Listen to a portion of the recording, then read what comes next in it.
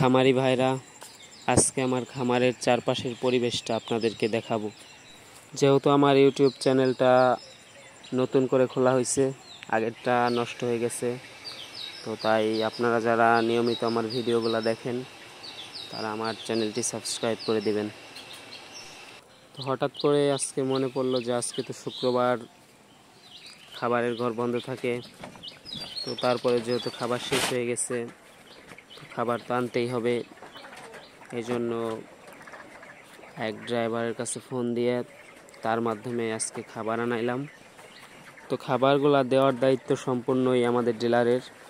উনি নিজের ড্রাইভার দ্বারা আমাদের ফার্মে খাবারগুলো পৌঁছায় দেয়, আর ভাড়ার যে টাকাটা ওইটা ফিডের দামের সাথে ওনার খাতায় লিখে রাখে।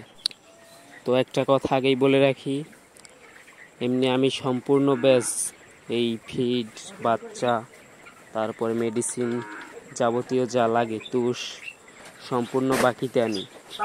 তো তারপরে মুরগি বিক্রি শেষে ডিলারের টাকা পরিশোধ করি।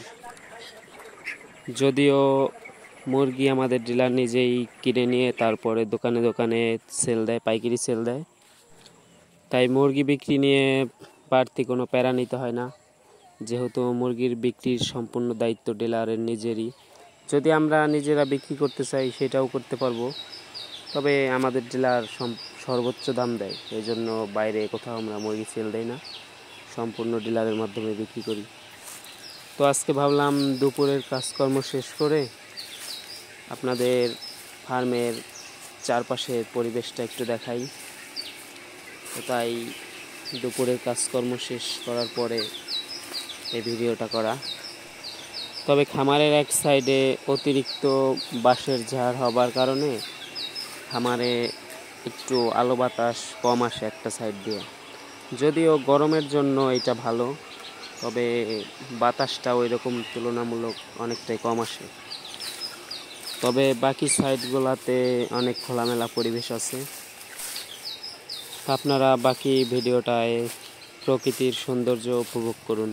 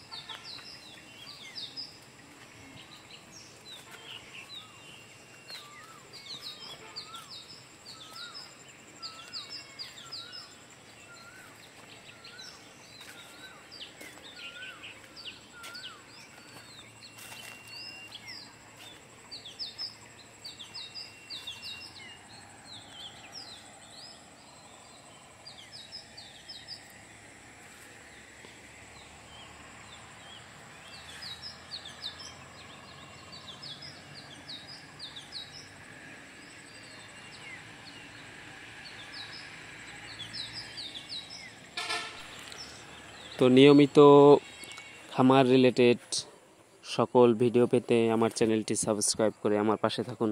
ধন্যবাদ সবাইকে।